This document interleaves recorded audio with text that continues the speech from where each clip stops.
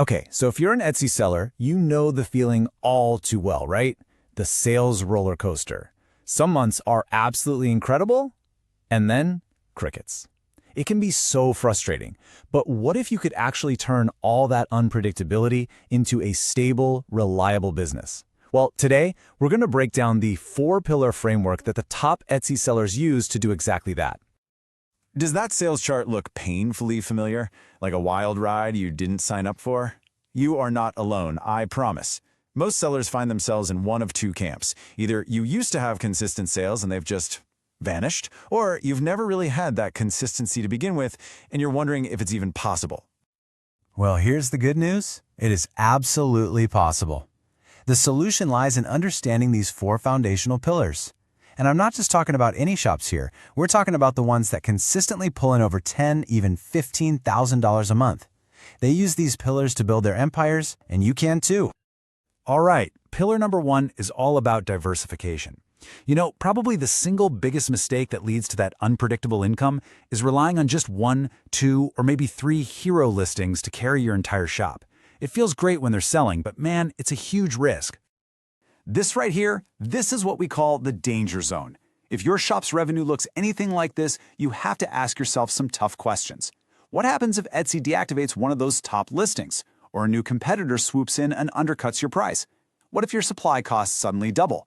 Your entire business can take a massive hit, practically overnight. So how do we fix this? The goal isn't to make every single listing a bestseller. Instead, you want to aim for 80% of your revenue coming from at least 5 different streams of traffic. Think about it like this. It's an SEO play. You want to show up for boho wedding decor, sure, but you also want to show up for rustic baby shower gift and a personalized teacher mug. See, these are all different customer searches, and by targeting them, you're not putting all your eggs in one basket. You can actually start by strengthening the key listings you already have to pull in more of that diverse traffic. This goes way beyond just having good photos. Did you know that something like 70% of traffic shops on mobile? Is your shop optimized for that? Does your thumbnail instantly scream what makes your product special? Are you using merchandising inside your shop to lead customers from one item to another? Each of these little things plugs a potential leak in your sales funnel. Now for our second pillar, evolving your bestsellers.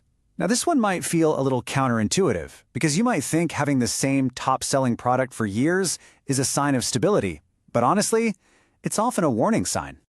The really top shops, they are constantly rotating their best sellers. And why is that? Because it proves they're not just standing still.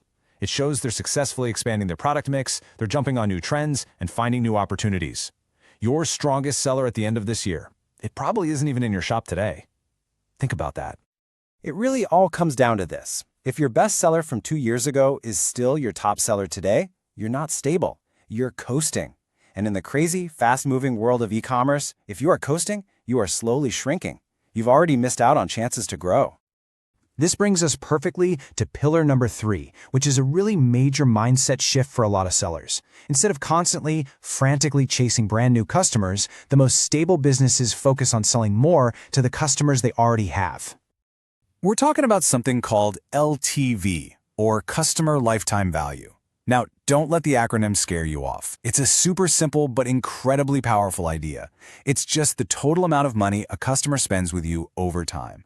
And it's one of the best indicators of how stable and predictable your income is ever going to be. Think about it like this. What if you owned a coffee shop and every single customer only ever came in one time? You'd have a huge problem, right? You'd have no stable customer base, no predictable daily income. It would just be this constant, exhausting chase for new people to walk through the door. So how do you apply this to your shop? You have to start thinking about your customer's life journey. Someone who's buying a wedding cake topper from you today might need baby shower decor next year, and then a first birthday topper after that, and maybe, just maybe, a 50th anniversary topper decades from now. You see, you're not just selling products, you're building a relationship that can literally last a lifetime. And you know, that relationship is right at the heart of our 4th and final pillar, building a powerful brand. And let's be really clear here.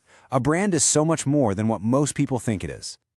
Your brand is not your logo. It's not your colors or your cool font's choice. A true brand is your reputation. It's what people associate with your company. It's that powerful feeling that gives customers a reason to buy from you even if a competitor is a little bit cheaper. Let me show you a really simple example. Here we have a plain, print-on-demand sweatshirt. It's a basic commodity, nothing special.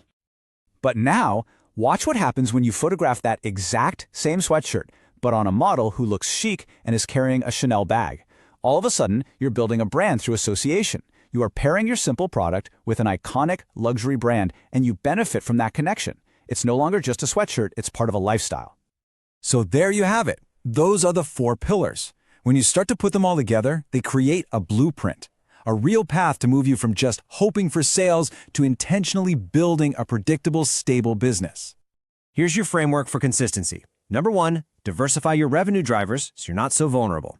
Number 2, continuously evolve your product line to grab those new opportunities. Number 3, focus on increasing the lifetime value of every customer. And finally, number 4, build a true brand that people want to be a part of, not just the storefront they visit once. So I'll leave you with one final thought.